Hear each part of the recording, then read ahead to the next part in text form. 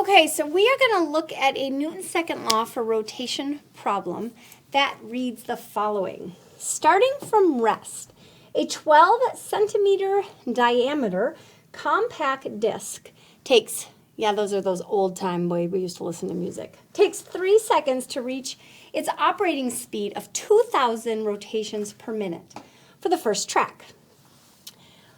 If we know that the moment of inertia of a thin, flat disc is rotating about its center is 2.5 times 10 to the negative 5 kilograms times meters squared, what torque is being applied to this disc, and how many revolutions does it reach before hitting that top speed for its first track?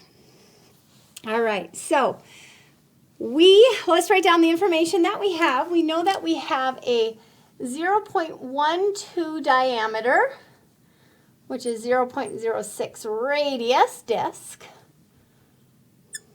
Okay. The time it takes to reach top speed is 3 seconds. Its top speed, so omega final, is 2,000 rotations per minute. And we know that the moment of inertia for this disc is 2.5 times 10 to the negative 5th kilograms times meters squared. All right, what is the torque applied? Well, we can do a torque analysis, but I don't have a whole lot of information on this disc.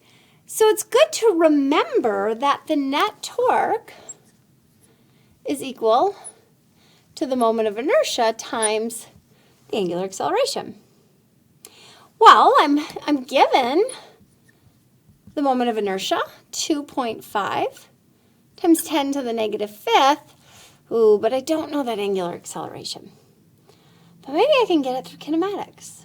So let's look at this problem as a kinematics problem. Well, that means we need to define the object. That's our disk. We're interested in getting to top speed. What's the torque to get to that speed to read that first track? So that's when it starts to spin.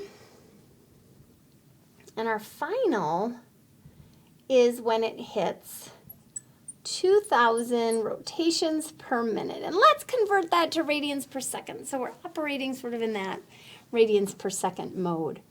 So we know that there are 2 pi radians in 1 rotation, and we have 1 minute is 60 seconds. So we're going to get that to radians per second. So we have 2,000 times 2 times pi divided by 60, and we get 209.4 radians per second. So we have our change in angle, our initial angular velocity, our final angular velocity, our acceleration, and our time. We don't know that change in angle. That's actually part 2. Initial angular velocity is 0 radians per second. Final angular velocity is 209.4 radians per second. We don't know the angular acceleration, but we do know it takes 3 seconds to get there. Okay, so we're interested in finding the torque, which means we need that acceleration. So this is our variable of interest. We know initial and final angular velocities and time, so using that relationship is going to be our most productive. So we have 209.4 is equal to 0 plus the acceleration times 3. So our acceleration is 69.8 radians per second squared. So we can use that to find our net torque. So we have 2.5 times 10 to, whoops, it's 10 to the negative 5th times 69.8 .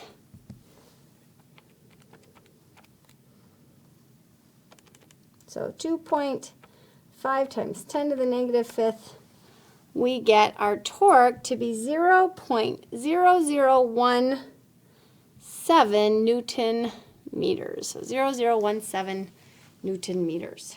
All right. The second part of that question asked, how many revolutions does the disk make before reaching that top speed? Well, that's back to our kinematics process. And we then are interested in this variable, which is omega initial times time plus 1/2 angle times time squared. We have 0 in initial angular speed, so that goes to 0. So 1/2 69.8 times 3 squared. And we get 314 radians. And we know there are 2 pi radians in 1 revolution.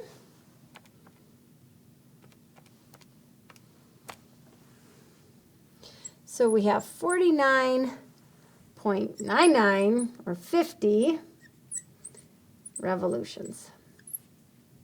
Spins around 50 times before it reaches that top speed of 2,000 RPMs. All right, so using Newton's second law for rotation to give us that acceleration, and an approach that we've already taken care of, already dealt with when we learned about kinematics and Newton's second law, and then using our kinematics to finish. Good job.